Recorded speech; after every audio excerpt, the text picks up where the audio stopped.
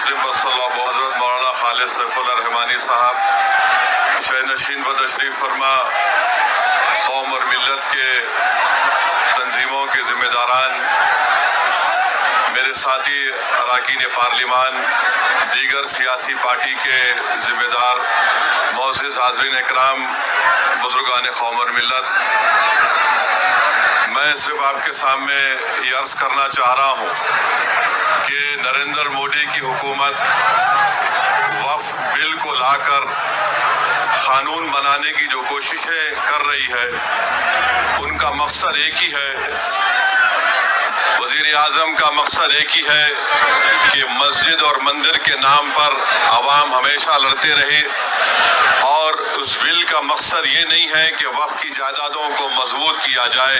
आप खुद अंदाज़ा लगाइए कि हिंदू धर्म के एक बहुत बड़े ज्यूरिस्ट हैं, B.K. मुखर्जी की किताब में लिखा गया कि हिंदू धर्म में बाय कस्टम बाय यूसेज वो मंदिर की जायदाद बन सकती है।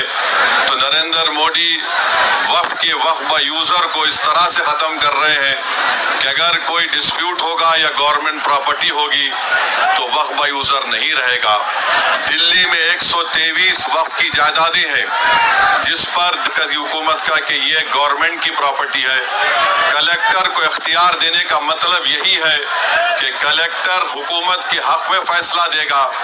जिस मस्जिद के इमाम हमारे भाई मरकज़ी हुकूमत कहती है कि वो गवर्नमेंट की प्रॉपर्टी है, अगर कल खुदा ना खास्ता ये कानून बनेगा तो कोई भी जाकर मरकज़ी हुकूमत की तरफ से, दिल्ली सरकार की तरफ से वहाँ पर एक नोटिस लगा देगा कि ये वक्फ की प्रॉपर्टी। हिबा को निकाल रहे हैं, ट्रांसफर ऑफ प्रॉपर्टी में हिबा है, मगर कोई गिफ्ट नहीं कर सकता वक्फ की जायदाद को। नरेंद्र मोदी आजकल भारत के हमारे फजीलतुल शेख बने हुए हैं और ये बता रहे हैं कि अगर कोई मुसलमान होता है तो उसको 5 साल तक वो वक्फ को नहीं दे सकता है। ये कहाँ से इनको मालूम हुआ? कौन से फ़िक़्ह ये की किताब में लिखा गया? तो इनका मकसद एक ही है कि भारत के मुसलमानों से उनकी सियासी और मजहबी शनाख्त को छीन लिया जाए। मैं आपको छीनना, इवैक्यू प्रॉपर्टीज को छीन लेना, ये मकसद नरेंद्र मोदी की हुकूमत का है।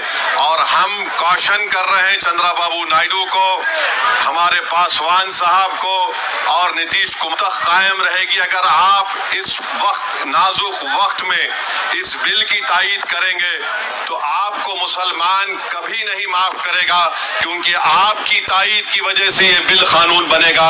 इसलिए हम उनसे भी कह रहे हैं कि आप इस गैर अनकॉन्स्टिट्यूशनल बिल की तायीद मत करिए। हमारा मुतालबा सिर्फ यही है, अगर हिंदू धर्म की प्रॉपर्टीज में, मंदिरों में, सिखों की गुरुद्वारा में कोई गैर सिख या गैर हिंदू मेंबर नहीं बन सकता तो मुसलमान के इस वक्त में क्यों बन सकता है? तो ये तमाम चीजें हैं। हम उम्मीद करते हैं कि हुकूमत इसका नोटिस लेगी। अगर नरेंद्र मोदी इस मुल्क के अमन को खराब करना चाहते हैं, वो मस्जिदों और मंदिरों के झगड़ों में जारी होगी।